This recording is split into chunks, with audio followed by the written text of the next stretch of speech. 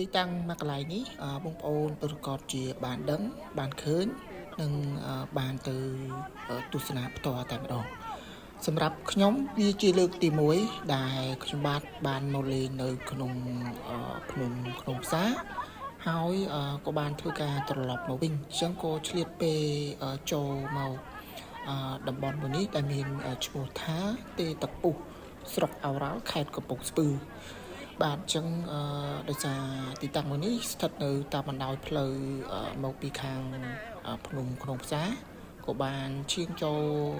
យកផ្ដិតយកនៅទស្សនភាពក៏ដូចជាវីដេអូខ្លះៗមកធ្វើការបង្ហាញជូនដល់បងប្អូនក៏ដូចជាមិត្តភ័ក្តិទាំងអស់គ្នាបាទអញ្ចឹងនេះគឺជាសកម្មភាពឃើញថាមានបងប្អូនជាប្រវត្តិយើងយ៉ាងច្រើនក៏មែនទែនគាត់បានទៅធ្វើការដងទឹកក៏ដូចជាអ្នកខ្លះគាត់យកជើងទៅធ្វើការត្រាំទឹកនៅទេទឹកពុះដោយសារសីតុណ្ហភាពទេទឹកពុះនេះកម្ដៅប្រហែលជា70អង្សាដែលខ្ញុំបានធ្វើការដាក់ដៃមកនេះគឺឃើញថាក្តៅមែនទែនបាទអញ្ចឹងទស្សនភាពនេះគឺឃើញថាខ្ញុំនឹងធ្វើការដើរទៅខាងខ្ទមស្បូវខាងនោះវិញមាន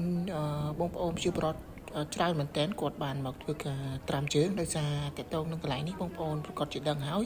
មានអបិយជំនឿតកតងនឹងការត្រាំទឹកក្តៅទៅឃើញថាជាជំងឺក៏ដូចជាជំងឺសន្លាក់ឬក៏ជំងឺស្លាប់មួយចំហៀងខ្លួនឃើញថាមានអបិយជំនឿច្រើនបាទអញ្ចឹងបងប្អូនអាចជឿទៅតាមការត្រេះរិះពិចារណាផងដែរបាទអញ្ចឹងអត់មានអីច្រើនទេថ្ងៃនេះអរគុណ